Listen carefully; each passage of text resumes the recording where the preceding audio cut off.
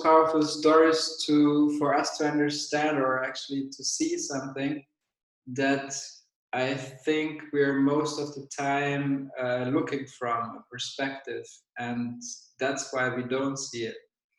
And the story is as follows, and it's a real story from nature, but then we take it as an analogy. So the story goes as follows.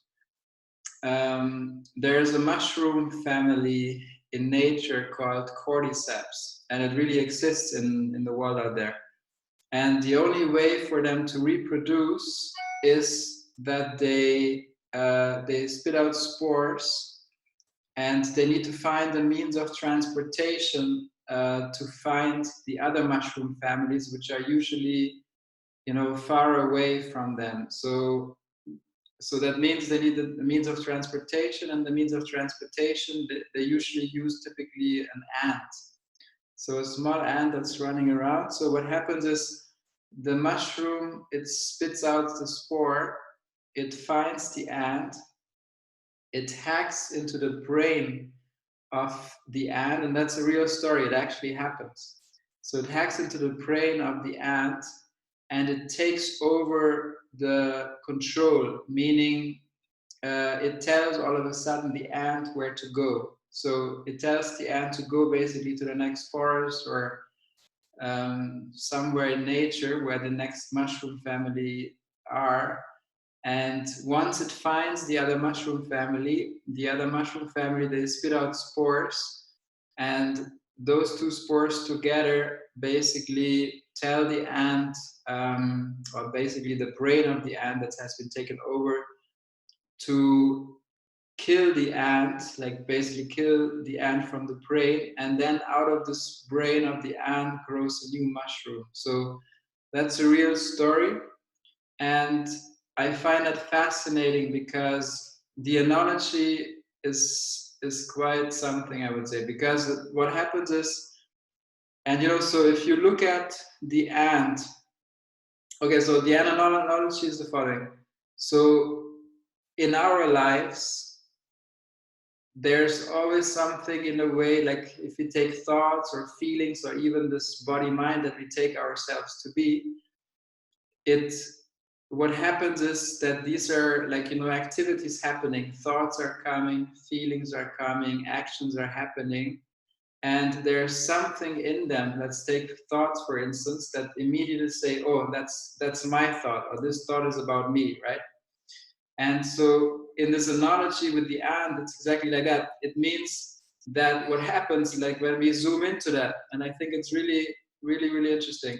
When we zoom into that, what happens is the spore comes in, and from the ant perspective, the spore comes in, and what happens is it has the ability to right away say, hey, I am the one, I am that, those are my thoughts, this is my control, from the perspective of the ant, right?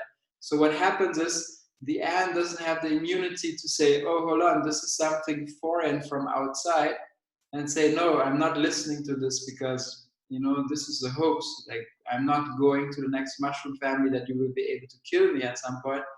But this spore, or let's say it's almost like a parasite, it has the ability to take over the system and tell the ant that it's itself. That's the only way why this works.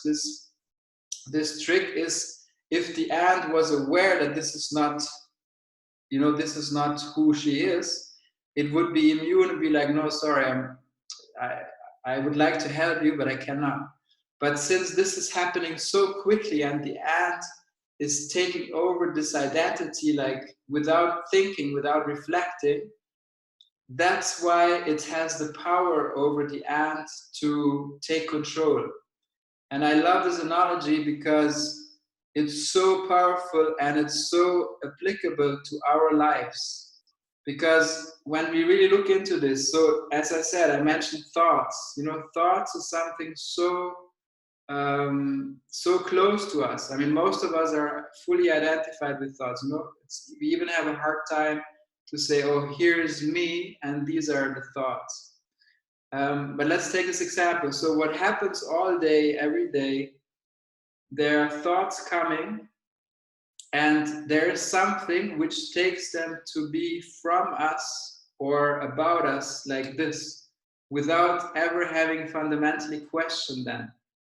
You know, it sounds almost absurd to us when we hear that and be like, come on, but it can be like this crazy. But when you take this example from nature, which is actually happening, you know, you would never think, oh my God, this is crazy, this is happening. But from the outside, it's so obvious, we're like, oh wow, this is crazy. But when we're in it, where if you told the ant and say, hey, you are driven by the outside, someone has taken control over you, what would the ant say? The ant would say, no way, what are you talking about? I know exactly what I'm doing. I'm in control of my, you know, thoughts. I know where I'm going and everything. Like, what are you talking about? It would be like, you know, this is some kind of, I don't know, belief, or are you in some kind of sect or whatever where you have to believe that? You know, it's crazy. And that's exactly what sort of the first reaction is, you know, maybe for ourselves when we hear that as an analogy. So, you know, and I'm always saying I'm not a fan of, you know, that you should believe what I say, or that you should believe anything what anybody says, but it's more like entertaining it for you to see whether this resonates or not on some deeper level. For me, this has you know, has meant so much freedom, which I could have never imagined. So again, so this is like, it's totally crazy in a way, totally insane.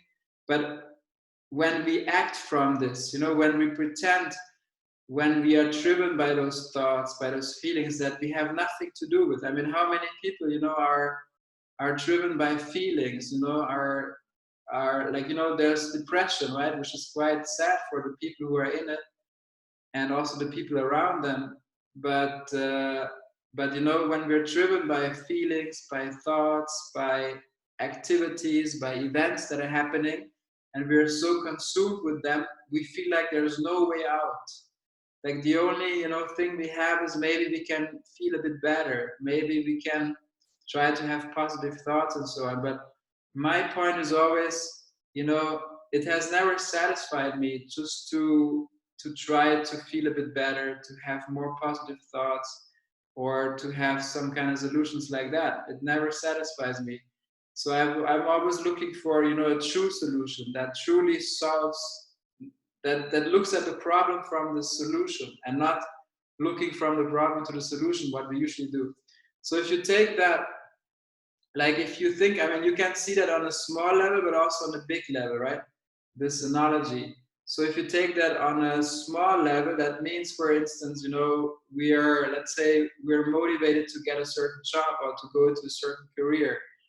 And and you know, many times we do something because maybe it's driven by the money, or it's driven by what our parents want us to do, or it's driven by what friends think is good, or what society appreciates. And many things we do because we want to be validated. And there are so many reasons. So, but what does it mean to be, let's say, authentic, and to be, you know, really doing what we really want, that comes from us? What does it mean in the first place, you know? Because there are so many drivers that, you know, that motivate us or that drive us, and which ones are the ones that we truly want to do, you know? And there is something in us. So there's many things that come and go, like thoughts come and go, feelings come and go, people come and go, you know, everything comes and goes in a way. But there's something that's permanent, that's always so. And that's not something that one day we may achieve, but that's something that's right there. And and when it comes to this analogy, what happens a lot is the following, right? As I said earlier with the ant, what happens is, let's say we hear this, we're like, oh yeah, it makes sense, you know, I'm not those thoughts that come, and you know, I'm in control, I can differentiate whether, you know, I'm in those thoughts or not, or which ones are good and which ones are not. But what happens is, we speak from that perspective of the spore that we heard earlier. So, so as I said earlier, if you ask the ant, hey, where are you going? It would be like, oh yeah, I know exactly where I'm going. I'm going to this forest because that's what I want to do. I want to see my friends there. But obviously, what actually happens is that this ant is answering from the perspective of the spore, but pretending it has its own will. And that's exactly what's happening as well with us. The thoughts come, and what we do without looking, they're sort of pretending it's me, that's who I am, and I'm fully consumed with defending those thoughts, feeling guilty for those thoughts, if I have done something in the past, or I should have done it better, or I'm worried about the future, because what happens is I have built a system where I feel responsible for so many things that I have nothing to do with ever. And so we're so obsessed and so consumed with so many things we have nothing to do, and we put so much energy into all this, and we suffer a lot, but we have nothing to do with all those things. And this is just, it's amazing. It's very hard when we're in it, because it's no fun. It's so serious. Life is so serious, and everything. But when we see it from the outside, it seems like a totally insane life. And there's so much beauty in that. So let's go into a question here from Amogastia, if I said it correctly. But is there truly a difference between the spore and the ant? So, I mean, you can answer that in many ways. So is there truly a difference? Ultimately, no, obviously not. But this is an analogy. And the point here is to show, and because what happens is the following. So we are, let's say, what we truly are is the formless, is the screen, and there's another analogy that I usually use. And what happens is this spore is like a parasite. It's like, basically in real life, it means there's thoughts happening, there's feelings happening, and what we do is we just take them to be ourselves. And then we are identified with something that has ups and downs, comes and goes, is serious, is has all those problems, future, past, and everything. And that's basically the mess. The mess comes by identifying with that. So in this analogy, yes, the spore and the ant are completely different, because let's say in this analogy, the ant would be what we truly are, and the spore is basically the effect of, let's say, there's thoughts and feelings, and what we do is we pretend like there's a subject, like there's Benjamin who is acting in a certain way, and we have created an entity. So that's basically in the story the difference. I think it's a very important difference in the story, but in real life, yeah, I mean, it wouldn't make a difference. I don't know if that answers your questions or what your intention is. Maybe you can clarify a bit. But yeah, it's crazy, because the strength this has is exactly that. Like, in a way, you could also say, let's say you have a house, you live in a house, there's someone breaking into the house, and what would happen is that you, as the house owner, and the one who breaks in, and the police guy who's supposed to be there to clarify this case, are all one. They're all the same. So in a way, as you say, the spore and the ant, let's say there's a police guy, the one breaking in, and the house owner are all the same. That's sort of what we do as human beings. We pretend like we're playing God, basically. So that's why it feels so fake so often, that we pretend we're like identified with an image. And that's why it feels really fake in the relationships that we are in, how we think about ourselves. And somehow, there's this lack, and we try to fulfill it with, I don't know, drugs, with alcohol, with suffering, with consuming, media, and I don't know what else. And yeah, it just feels like there's something completely off, and we constantly try to fill this gap. But for me, like, the main thing is that, like how I usually say, that we are the screen, there's a movie happening, and what we are is the screen, and it's the formless, it doesn't need anything, it doesn't need validation, it doesn't have a reason, it doesn't have a purpose. It's just basically a vast divine play.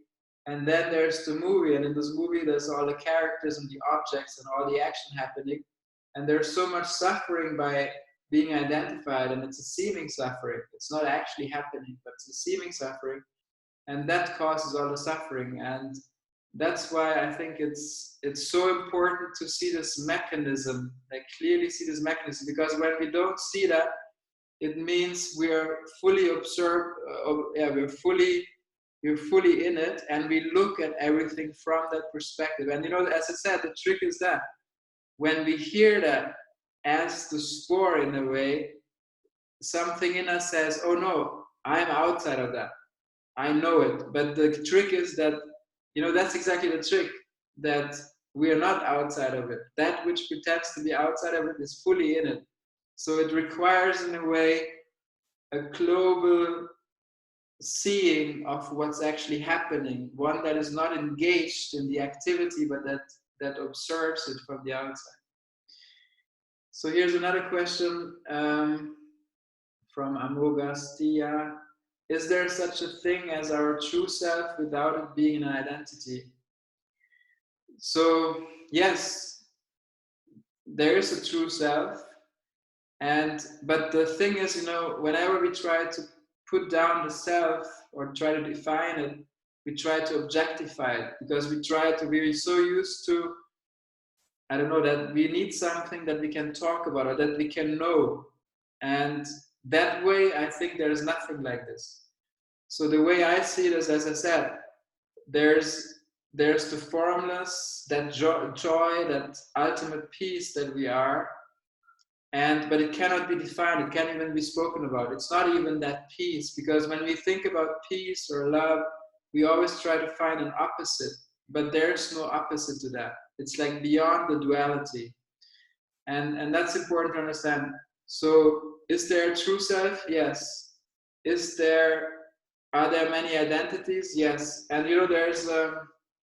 there's this, I think it's a beautiful thing. I think I will speak about it in the next session in more detail. There's like the 7 stages of truth or identity. And it's just a model, right? It's not something you have to remember, but what basically what's saying is there's basically there's the separation, which is basically here, separate. There's many different entities, many beings, and so on. And then there's oneness, which basically means everything is one and we're acting as one. And then there is awareness. So you have separation, oneness, and awareness. And you see those different stages, with many different people. Like you hear, as I said, our, let's say, normal society consciousness in a way is based on the separation, and that causes, a lot of suffering. Then there's the oneness, which then tells us, hey, hold on, it cannot be that we're all separate and there's so much suffering. There's a oneness feeling, right? And then there's the awareness. But if you look at these 3, and it's important to see that all of these 3 realities or realms, they're all happening within this. And like in this analogy, this thing here would be the formless, would be everything. And there's no, many people, what we try to do is we feel like, oh, I'm separate, so I have to achieve oneness. And we try to get into the oneness, and and we speak about it, and we speak with love and with passion, and we respect others and so on. And we think that this is a higher order than the other one. And then we think about, oh wow, but I just want to be awareness. But we forget that it doesn't matter, because all of these are basically part of everything, of that which we cannot define. And yeah, but what I like about, because what happens is the following: what we are, we cannot change who we are, because we are what we are. What we always try to change is the image we have about ourselves. And I think there's also so much suffering caused by that, because what we do is we are what we are, which is not definable. We try to identify as what we're not, as an image, an object. And then we try to change it, because being identified as an object, as something that you can grasp, doesn't feel true. It feels like a lack. And then what we try to do is we try to change that image, but that doesn't lead us anywhere, you know. And yeah, and that's basically the hoax in this, that we have forgotten what we truly are, and we try to become something. So with identity, it's really interesting, because I think I posted something today which says, which basically says, the identity we believe becomes the jail we live in. And so again, the identity we believe in becomes the jail we live in. And I think that's a very beautiful quote, because it shows exactly that. By being identified as an object, yeah, by being identified as an action figure, as something that is, yeah, becomes an object that can be seen, that can be perceived, that can be touched, and so on, we basically take the step into a seeming reality, and by doing so, we limit and restrict our living completely. Let's take an example, like just a very basic example. Let's say I don't know, I belong to a certain country, yeah, or let's say I belong to a certain gender, okay. So if I'm identified as a man or a woman, then, and and I truly believe it, and I experience it, and it feels real to me. And the stronger I'm identified as this, the more, and I feel proud, and I feel like, it's great, and I'm happy, and I'm grateful for this. The more I'm identified with this, the more I will have to defend. If someone, let's say if I'm a woman or a man, doesn't matter, it works for both sides, and somebody says something bad about this gender that I'm identified with, then I'm in the process of defending myself as that identity. I want to help others, and I want to do many things. So, and it's actually something that is being taken very seriously. So this has been, this is a jail that I was speaking about, because we're trapped in something. And it could be the same as, let's say you're, I don't know, part of a football team that you support, and you're really into it, and people, they start wars, and they start fights just because they identify with something. But it goes much deeper than just the obvious. So as soon as we identify with an object in this world, it's basically prone to all the events that are occurring. And it's not just events, it's also feelings, it's thoughts. And what happens is we are constantly obsessed with, what does this person think about me? What does my manager think? Will I be fired? Or, this friend, he has really changed. I don't know if I like them still, or what they think about me. And we're constantly looking for validation, because that what we identify with is just an image, and an image needs constant validation.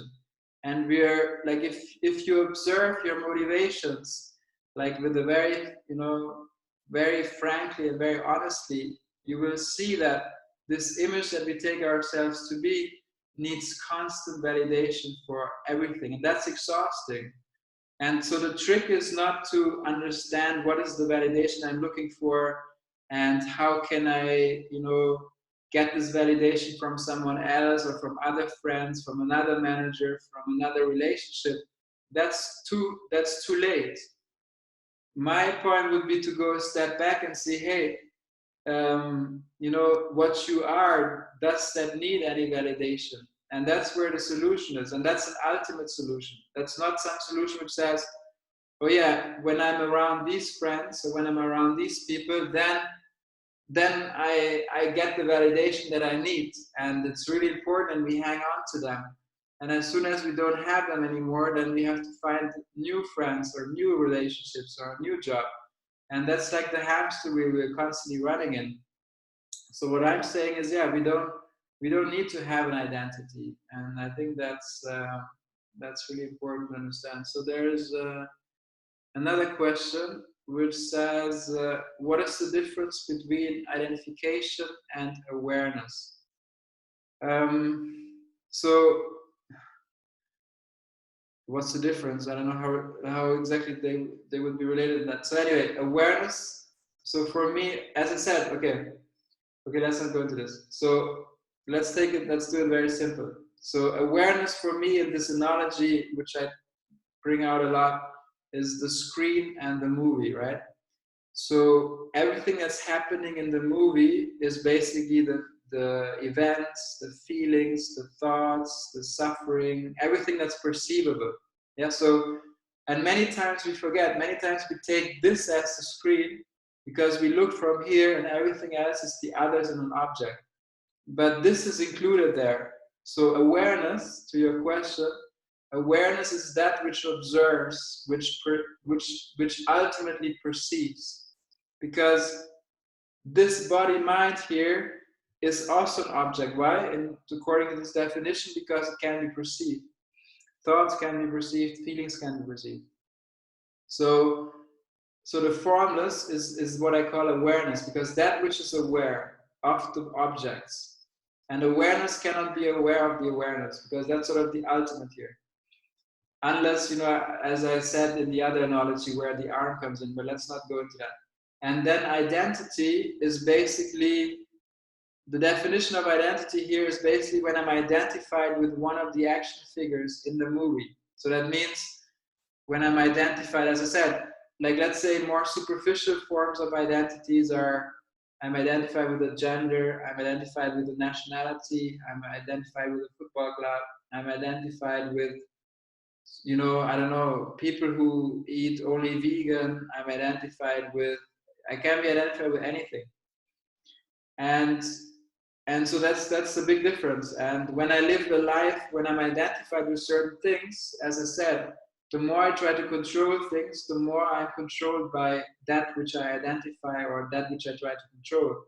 And the less I'm identified, when I'm able to let go of identification, then I'm able to let go, and I don't have to defend. I just let things happen, and it requires some kind of trust, Yeah, and you're saying non-physical identity, yeah, like non-physical identity, yeah, exactly, because the identity is actually happening as thoughts and feelings and experiences. Yeah, that's basically what's holding that together. It's a story. It's like there's a storytelling. There's like what's actually happening, and there's a storytelling. And the story that is told is that of identity. And it sounds very simple and very easy, and be like, oh yeah, I understand. And then what happens is we go out and then we see everything from this object, which is an object, what we take ourselves to be the subject, and then it's the same thing again. Everything is looked at from object to object, and then that's basically it. So here's another question. Excuse me if you already answered this question last week when I asked it, but could you explain about the Advaita shuffle and how to watch out to not use Advaita as an excuse? Yeah, it's a very good question, and I think we went into this last time, but we can go again. So let's say, let me try to explain it, and then you tell me if this is what you mean. So let's say, Advaita. So for those of you who are familiar with non-duality, Advaita Vedanta, Advaita, it basically means we hear a lot that we're the formless and we're not the form, we're not the action figure, and it basically also means, when we hear it, we are not this body, we are not the mind, we're not this entity, okay? And so what could happen is, let's say we have problems, or let's say we have an addiction, for instance. Let's take this as an example. And then let's say we drink a lot of alcohol every day. And then if we're then in this extreme Advaita, we could say, oh, but guess what? I'm not this action figure, right? So It doesn't matter whether I drink alcohol or not, or whether people die or not, or it doesn't matter. It's anyway, it's just illusion. It's like Maya. It's a divine place, so everything is God. Nothing can happen, it doesn't matter. That would be, I would say, using Advaita as an excuse. But this is not what we're speaking about here. What we're speaking about here is like a earnest, sincere quest of what we are. And Advaita, in a way, non-duality, it just means not two. And I think the thing is, look, last time I think they gave this example is, let's say someone is sleeping in their bed, they're dreaming, and there's basically a dream world that is, that exists, seemingly exists, that appears, let's say. And in this dream world, let's say this is what, like, in a way, this is the dream where we are in this analogy. This is the dream. And it's actually, if you ask me, this has never happened. But again, this goes into this Advaita experience. So anyway, this is the dream. And let's say, take this analogy. So someone is sleeping, there's a dream world appearing, and there are different, action figures in this dream world. And if you look at this dream world from one of the action figures, it seems real, right? It seems real from this action figure. Let's say if this, in the dream world, this person is flying or is falling down or is having the best time of her or his life, it seems like as if it's happening. And let's say if something bad happens, this action figure in the dream world may be scared or may be worried or, or feeling guilty. It can happen, right? So within this dream world, it's important. Let's say if there was something like respecting others or taking care of the environment, would I advise this person in the dream world to take care of the environment? Like, yeah, why not? It's let's say within this dream world, it's better to take care of the environment than killing everyone.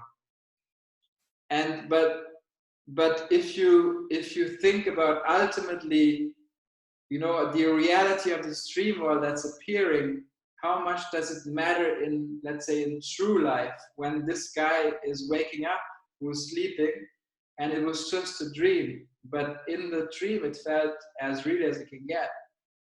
But from the perspective of the one sleeping, whatever happened in that dream has no meaning whatsoever in the reality of this guy waking up and going about his day.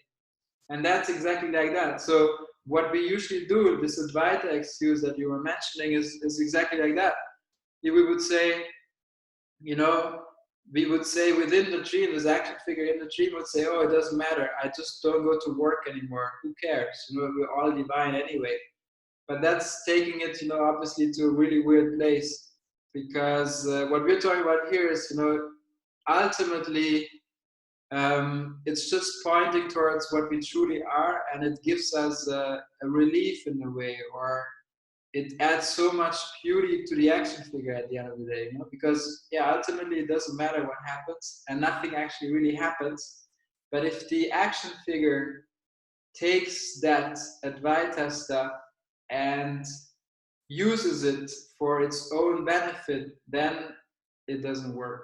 So yeah, I hope that answers your question, Thomas. Do you have any other questions? So in the meantime, so again, maybe for those of you who haven't been there at the beginning, so coming back to this analogy of the spore and the ant, I think it's so crucial to go into this and really clearly see it. So that means, if we take this sincerely, it means that if there's something that pretends that it's us, and that's happening constantly all day, there's this sense of self that I was mentioning last time. And that's sort of at the core, it's not just some thoughts, some feelings that come and go, but especially the sense of self. That's what we refer to and say, hey, look, I've become so much more, calmer since I meditate, or, I don't know, I'm doing better. I don't get angry so often anymore. I don't get disappointed so often anymore. That which has that sense of a someone having something or doing something, that's the sense of self. And that sense of self is like the spore in the mushroom, because we have nothing to do with that. There's no someone where life is happening to. You know, there's a saying in self improvement which says, you know, you shouldn't think, I don't know, what is it? Uh, yeah, like you shouldn't think life is happening to you or bad things are happening to you and you feel like a victim. You know, they say you should think that life is happening for you, right? So that's a better step, right? Because let's say when you think life is happening to you, like, oh, why me again? Why is this happening? That's puts you in a victim position, and you know, within the movie, your frequency level is low, and it's not good for you. So then, you know, they say, hey, you know, you shouldn't think like this. Life is happening for you. So it's great. It's for you. Like, you should be grateful, and it's like a gift, and you learn many life lessons and so on. But there's still something or someone that it is happening to. And that's too much as well, because that which life is happening for, then we go into the spiral of, oh, I only have to attract the good things and I can manifest my life and everything, and I try to avoid the bad things. But it doesn't mean freedom. It's maybe a better stage or level than before, but it doesn't mean freedom. Freedom means when life is not happening to you, when it's not happening for you, but when it's just happening. Because it's anyway happening. Whatever's happening is happening. You know, I can't, if I'm looking outside the window and there's a bird flying by, I can't say, oh, I don't want this bird to fly by. And I'm not worried. There's like the saying which I love is, I don't mind what happens. As soon as we mind what happens, it doesn't matter what it is, whether we want to keep our job, whether we want to, I don't know, stay in our relationship, whether we want to hook up with someone, whether we want, I don't know, our kids to be alive, whether anything, like any thought, any feeling, anything we mind that it may happen or may not happen, that has the effect of bringing anxiety, a certain degree of anxiety. And that's the root cause of anxiety, of depression, of suffering, of so many things. Yeah. And and usually what we do is we try to treat the symptoms, right? And we try to find a solution after we have believed in something, after we have identified with something. And from that point onwards, we can just try to minimize the symptoms, but we always keep working on the symptoms, although we may believe it's the cause. But that's exactly the tricky part. So what I'm sort of saying, the solution is not after we have identified with something or after we have or we mind what may happen, because why would we mind what happens in the movie? Only if we believe we are in the movie, if we're an action figure. But when we see that we're not, or like you can also do the same thing with a dream, you know? Imagine you go to bed tonight and you would be really concerned and really into what will happen in the dream, and it will have a tremendous effect on you. Like you would be like scared to go to bed because you would be so scared, or you would hope so much that you will have good dreams. And it's exactly the same with this life. Like what makes you believe that, you know, that you have anything to do with what's happening here? It's like a game, and if we take it extremely seriously, then yeah, in a way we can be proud and we can, you know, take the good stuff for us, but we will always get the flip side of the medal as well. And so anyways, I'm just looking at a few more comments here. Hi, Krishna. Here, the line between taking responsibility and not being responsible for yourself can be blurry. Yes, thank you for your answer. Exactly. It can be blurry, and I think, you know, that's a very good point, because you know, let's go into this a bit, because in a way, as this action figure, there's a responsibility, right? Because let's say legally, when you come to court, and if you say, hey, but I'm not this person, so you can, you know, so it wasn't me, I wasn't there, and I wasn't doing it. But that's looking at it from this perspective. It's basically what happens is the body mind is identified as the body mind, and it pretends not to be the body mind. It's basically an action figure in the movie pretending to be the screen. That's exactly what this is. That's a huge confusion. So maybe Thomas, you know, maybe this helps you. So what we're doing here is the following. So like here's an identification, right? There's the identification with an image. Okay, let's say it starts like this. There's a screen and there's the action, the movie. So what happens is, let's say we grow up, and as a child, as a baby, we are fully free. There's nothing. And then at some point, this identification with the body mind comes together. And then what we're doing here now, let's say in Advaita, the purpose of Advaita is to go back, to take this identity back and exclude, basically say, eliminate. So say, I'm not this, I'm not that. And you eliminate everything. But not from the point of the action figure, obviously, but the action figure see the identification, and we go back and see that we're the screen. That's an important step. And then at some point we realize that actually we would go back and realize that actually this is one and the same. But this then means, like in Buddhists, you know, they have the saying of first there are the mountains, then there are no mountains, and then there are the mountains again. But it will have a completely different quality the third time, because what happens is, before you took that action figure in the movie completely seriously, and the action figure is so desperate to look for relief that it will actually say, hey, you know what? No, it wasn't me. I wasn't doing this crime because I'm not this body.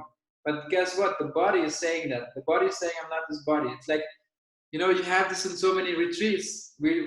People chant, I'm not this body, I'm not this body, da, da, da, I'm love, I'm love. But they're doing it as the body mind. And that's insane. But when we hear this message as what we truly are, as the screen, we don't need to hear that message because it's so obvious. It's a funny thing. Anyway, so there's another question. There's another two. Where is the line between controlling our lives and letting life happen? It's also a great question. So I think I hear that question a lot. And let's go to this question. So what I hear a lot is the following. I'm like, hey, you know what? I let go. I know I'm attached to many things, and I have to control many things because, you know, I have the right to do this, and I need to defend my rights, and I have, let's say, you know, built my life, and I have a house, I have attained many things, so I have to sort of defend it and try to control it. And then we realize the more we hold on to certain things, the more we feel like, yeah, anxious, or we are worried about the future because we may lose it, what we have gained, and so on, right? And so we feel like, yeah, it makes sense to let go because we feel better. It makes us feel better. But then, as you said, then sometimes we're in a situation where we're like, oh, but okay, here I will let go, but I won't let go enough, like more than this, because if I do, I will lose it. And this holding on, but because this is still a holding on. If you zoom into that, it's still a holding on a lot into that. And the best exercise is in that way is to, like, look, if the action, so there's a letting go. I went through this, you know, I grew up on the tennis courts, and I was playing a very competitive tennis on a national level, and I had exactly this problem a lot. So the challenge that I had was exactly that. How much should I let go, and how much should I hold on? And I found out after many years that it's not like the action figure, what I explained. If the action figure lets go, it doesn't work, because what happens is what we truly are is letting go. What we truly are is acceptance. What we truly are is tolerance. It's like, is surrendering. That's pure surrendering. That's what we are. But this image we have built, this action figure, what we take ourselves to be, it's running around like this. It's always taking. And what we are is giving. It has a trust, a deep trust that everything will be fine. And guess what? This trying, like, again, control is an illusion. When you understand that control is an illusion, that question will dissolve. Why? Because the action figure, it pretends and believes it has free will. It believes it can control things. And I love this because, look, so we can also one day speak about free will. But let's say I have met a few people, right? And they all believe, let's say, there's such a thing as free will.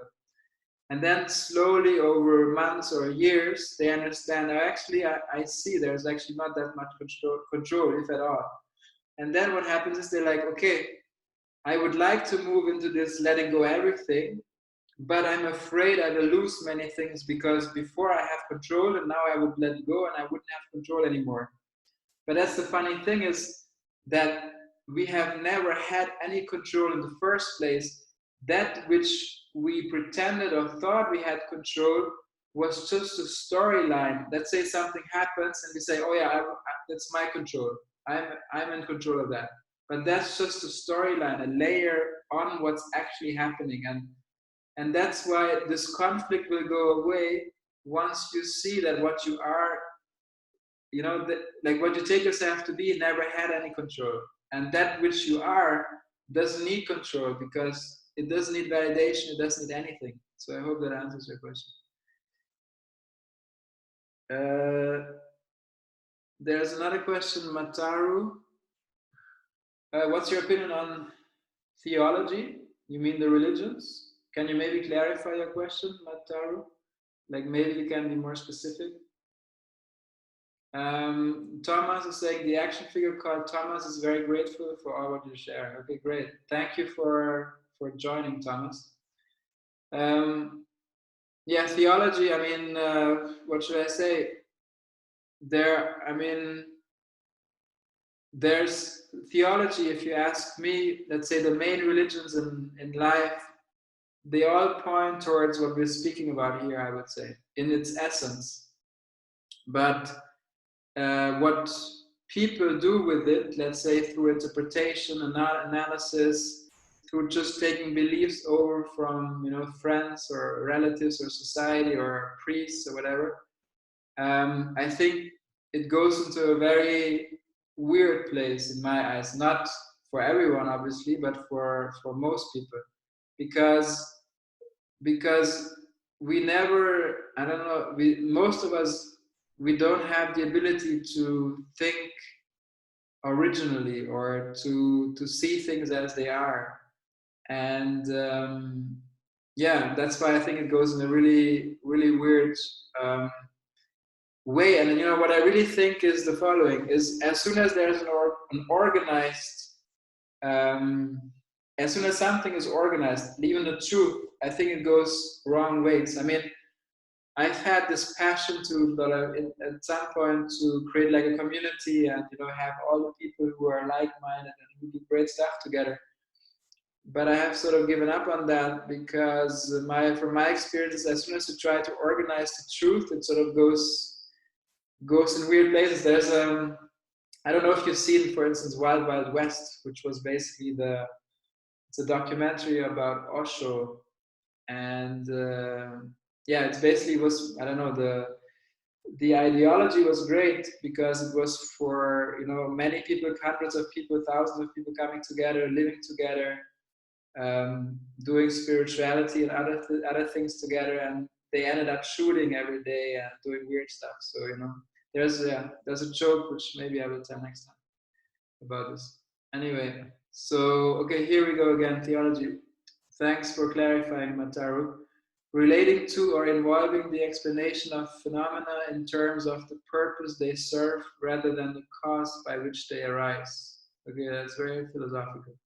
Relating to or involving the explanation of phenomena in terms of the purpose they serve rather than of the cause by which they arise. I don't know, sounds interesting, but maybe maybe just briefly on that. So purpose,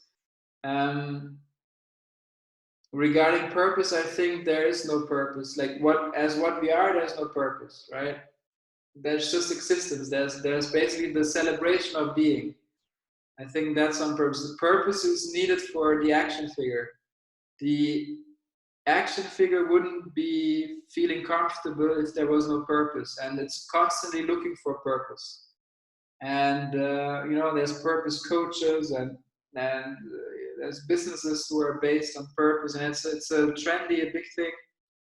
But yeah, it's coming from the action figure, and I think what we are doesn't need a purpose, I think. And cause, in a way as well, like there's such thing as cause and effect in the movie. Cause and effect, there's gravity, there's all these kind of things, and on the level of the movie, I think it's something that we can use, let's say, rather treating the cause than the symptoms of things.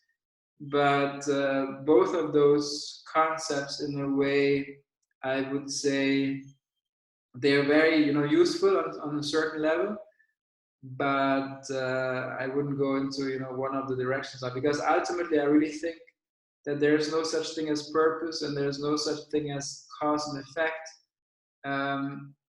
But this is only happening within the, let's say, the movie, where the action figures take place. But yeah, I used to have a lot of interest in all of those philosophical discussions, and also some kind of theories, about, I don't know, who's governing the world and this and that. But ultimately, when you look at what's actually happening, it has almost no significance, all those things. So I hope that answers your question. What do you think about it, Mataro? Anyway, we have time for one more question if anyone has one.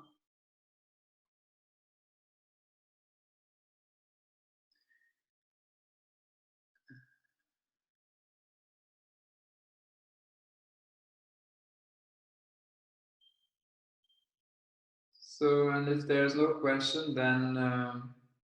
then we can call it for today. So yeah, for all these sessions, they take place on Mondays and Thursdays at 7 p.m. Swiss time. And thank you for joining, and see you next time. Take care. Bye-bye.